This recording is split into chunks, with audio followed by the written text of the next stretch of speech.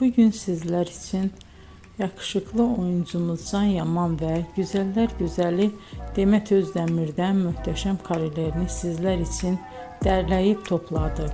Can Yaman İnadına Aşk, Bay Yanlış, Dolunay, Erkenci Kuş dizi gibi dizilerde rol almış arkadaşlar ve herkes tarafından çok beğenilmişti.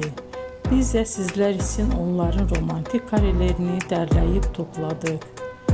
Arkadaşlar, bu fotoların devamını gelmesini istiyorsanız emeğimize saygı olarak kanalımıza abone olup bol bol yorum yazmayı unutmayın.